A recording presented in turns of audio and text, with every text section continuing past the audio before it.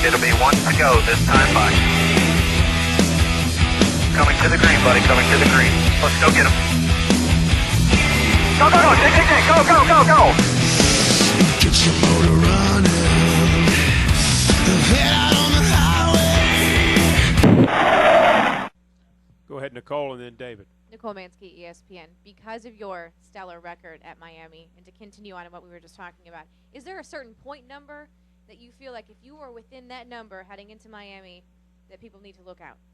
Well, it depends on what happens to Carl this week, because not only are we trying to beat one car, we're trying to beat two cars. So even if I, have a great race here and get closer and Carl finishes top 5 down there and we win, he's still going to be ahead of us in points. So, but I feel like we can make up.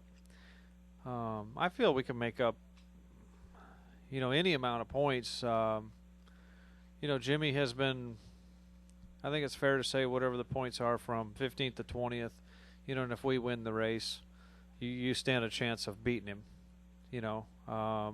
Most of the time he's going to run better than that, but that's probably your point.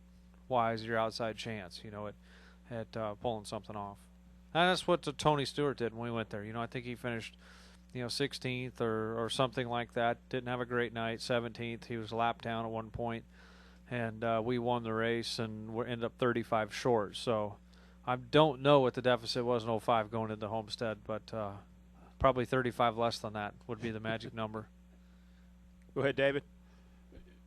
A couple guys who would have expected to have won races this year have not won, run out of time. You've been through a season where you have a 0 in that win column, and you know that you think your team's better than that. People say the right things, we're getting better. But does it really sting? Does it really have a particular sting when you don't get a win in a season because a season, it's almost like it's you failed at what you set out to do. And kind of that 0 just kind of hangs there in the balance, doesn't it? Yeah, it does. I've been really fortunate. I've been able to win a race every season I've been in Sprint Cup Series so far. But, I've come up short in the Craftsman Truck Series of winning in a season. And it does. It is tough. And you get nervous when you get 3/4 of the way through the season. It was Kansas last year, that pulled our 0 column. We were able to put a 1 over there. So and then it wasn't, this year it was all the way till Loudon and Dover. So, yeah, it is hard, and but some of the guys make it look so dang easy. Kyle Busch winning a whole bunch in the early season, and now Jimmy and myself and Carl, winning a bunch right in a row. So it is tough, man. It is tough when you go a season without winning a race. We'll go Jay and then Jim. Go ahead. Jay Hart, Yahoo Sports. Greg, still two races left, but if you had to take a vote for driver of the year so far here in 2008, who would you pick and why? Oh, I pick myself. Like a man that's confident. Yeah, no, I don't know. Driver of the year. Well,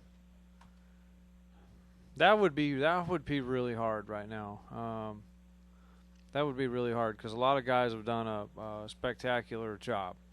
One could say Kyle Busch did a magnificent job, 3/4 of the season. He's been a little under the radar since then. And Jimmy Johnson's done a great job. They've positioned themselves. They won races. They made the chase, and they're leading the chase. And Carl's had a great season too. So I think there's 3 or 4 guys that would be a really, really tight race for that. Go Jim and then Kenny. Yeah, Jim Pedley with the Kansas City Star. Greg, there's 2 races left. You got a bunch of points to make up. Is it bonsai time? Are you going to do you feel like you have to make some Carl Edwards like, crazy moves or anything like that? Yeah, I've been doing that for the last 8 races. So I'm doing all I can do. Man, I'm just doing all I can do.